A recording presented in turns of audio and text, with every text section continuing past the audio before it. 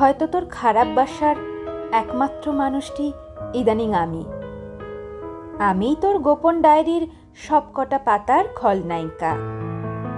চেনা রেস্তোরাঁর সেই দখল করা টেবিলে শুনলাম একা গিয়ে বসিস, ফিসফিস করে পরিচিত লোকেদের কাছে দুর্নাম করিস, জানি কাঁদিসও আমার জন্য, তারপরও বলবো আমি ভুল করিনি।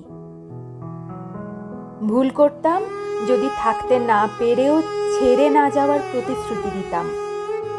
ভুল করতাম যদি শুধুমাত্র ভালো সেক্সের উপর নির্ভর করেই সম্পর্কটায় টিকে যেতাম।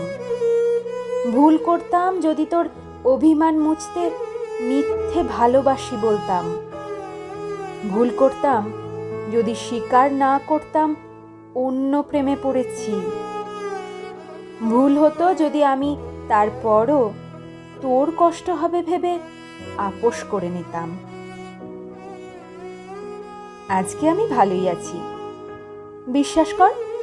তোর বন্ধুদের নিন্দার পাত্র হয়েও ভালো আছি, কারণ ভালোবাসার অভিনয় করতে গেলে যেরকম যুদ্ধ নিজের সাথে করতে হয়, যে পরিমাণে নিজের থেকে চোখ বাঁচিয়ে পালাতে হয়, যেই পরিমাণে অপরাধ বোধ হয়, তার চাইতে কিছু অচেনা মানুষের সমালোচনার খোরা খাওয়ার স্ট্রাগলটা অনেক সহজ। আর রইল পড়ে তোর কথা, তোর অভিযোগ সব মাথা পেতে নিলাম। তবু মানব না আমি প্রতারক।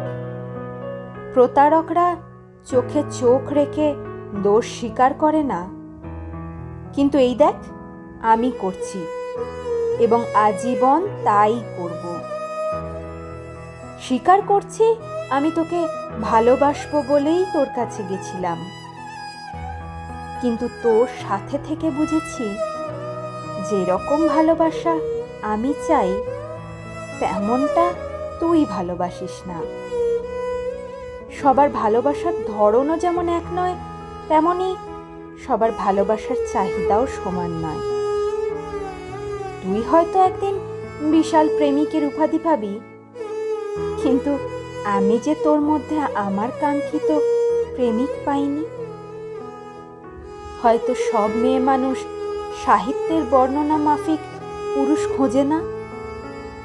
আমার মতো কিছু প্রেমিকা তোর মতো আদর্শ প্রেমিক চায় না।